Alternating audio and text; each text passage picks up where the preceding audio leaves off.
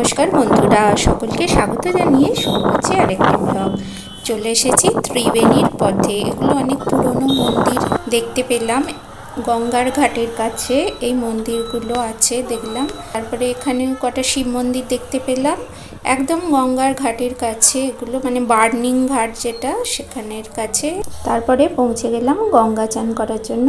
গঙ্গা চান করার যে ঘাট, সেখানে মা গঙ্গাকে দর্শন করে ডুব দিয়ে চান করার পর আলাপ হলো কিছু ছেলের সাথে, যারা বাবা তারকনাথের মাথায় জল ঢালতে চলেছে 70 কিলোমিটার পথ অতিক্রম করে।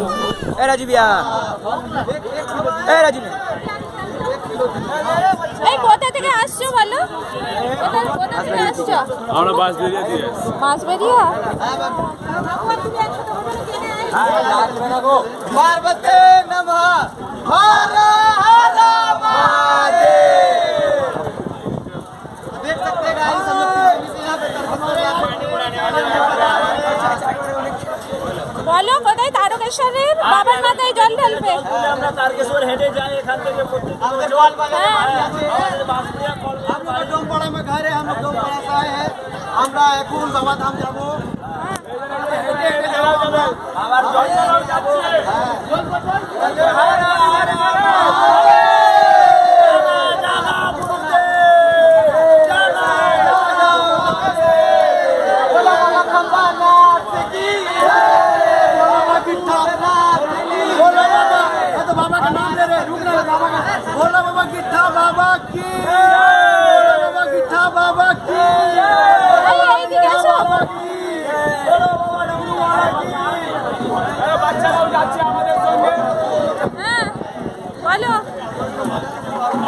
বলো ওরাও অতটা হাঁটবে?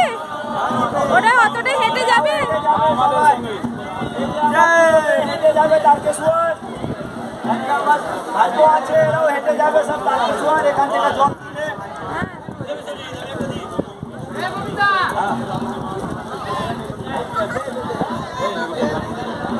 এই তোমার এইটা কি ঠাকুর? শিব ঠাকুর দেখি। হাত তো সরো, তোমার হাত তো সরো। ওরা দেখলাম একটা সুন্দর শিব ঠাকুর রেখেছে, কি সুন্দর ডুগডুগি, এত সুন্দর সাজিয়েছে সব বাঘগুলোকে। এই যে একটা, এটা আবার পঞ্চমুখী সাপ। এদের এখনো রেডি হচ্ছে, এখানে নারকেল দিয়ে কি করছে। এই তোমরা কোথা থেকে এসেছো? তোমরা বলবে? একটা ভাইয়া দেখলাম ভীষণ মিশুকে আমাকে ডেকে ডেকে নিয়ে দেখালো, ওই যে ডাকছে ভাইয়া দিয়ে। ওখানে গিয়ে আবার দেখলাম এখানগুলো। हमारे नेताजी से बात करिए, इंटरव्यू देंगे। হ্যাঁ বলুন। আমরা বাঁশবেড়িয়া কলবাজার থেকে এসছি। হ্যাঁ ত্রিবেণী ঘাট থেকে জল তুলবো তারকেশ্বর যাব। আচ্ছা, আপনি বাগবাজার থেকে এসেছেন? কলকাতা থেকে? বাঁশবেড়িয়া কলবাজার। ও বাঁশবেড়িয়া, আচ্ছা हेटे तारकेश्वर जाए। তারকেশ্বর যাব।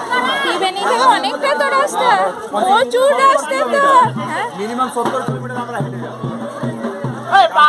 সকালে 3টে অবধি জল ঢেলে দেবো। ওখানে গিয়েও তো লাইন দিতে হবে। আমাদের লাইন দিতে হবে। গেলেই জল ঢালতে দেবে। আমাদের নসিবপুর এখানে বাঘটাও ভীষণ ভীষণ সুন্দর সাজানো হয়েছে। জয় বাবা তারকনাথের জয়। এত আমার ভালো লেগেছে কথা বলে সকলের সাথে, চারিদিকে দেখে। এখানে একটা সাজানো হচ্ছে, ভীষণ ভীষণ আনন্দ পেয়েছি, ভীষণ ভালো লেগেছে। একটা মানসিক শান্তি নিয়ে আমি বাড়ি এসেছিলাম। 70 কিলোমিটার পথ এরা চলেছে বাঘ নিয়ে। বলো নাম বলো।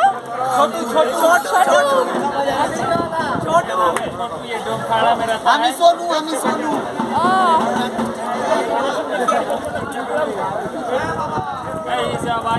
তোমার উঠেছে রোহন?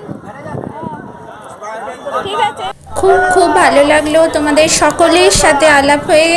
এই চান করে কি সিঁদুর পরাতে হয়? পরাতে হয় সিঁদুর? বলছি চান করে সিঁদুর পরাতে হয়? পরাবো আমি? দেবে? তারপরে দেখতে পেলাম দুটো বোন চান করে সিঁদুর পরাচ্ছে মা গঙ্গার মূর্তিতে। তো আমিও সিঁদুর পরালাম এবং বেশ একটা মানসিক শান্তি পেলাম। এবার তোমাদের পড়াবো।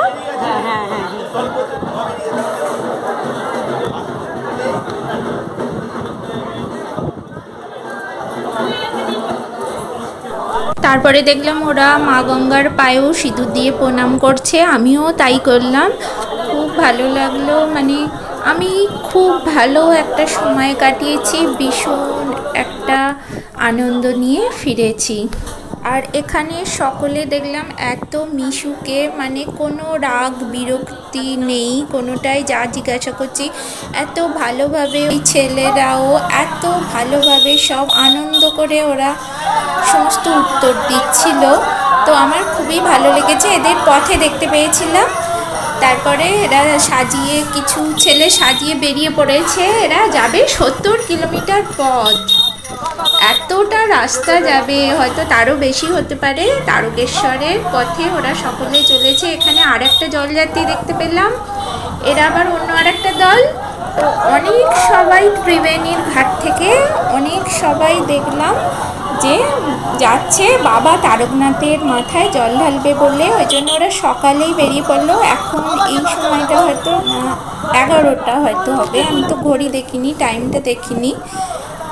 ত্রিবেণী থেকে তো অনেকে হেঁটে হেঁটে চলেছে বাবা তারকনাথের মাথায় জল ঢালতে, আবার অনেকে দেখলাম গাড়ি করেও চলেছে। ওরা হয়তো অন্য জায়গা থেকে গঙ্গা জল নিয়ে সেখান থেকে হয়তো হেঁটে হেঁটে যাবে। রাস্তায় অনেকের সাথে দেখা হয়েছিল যারা গাড়িতেও দেখলাম যাচ্ছে, মানে লরি ভাড়া করে যাচ্ছে অন্য জায়গা থেকে, হয়তো ওরা হাঁটা শুরু করবে গঙ্গা জল নিয়ে।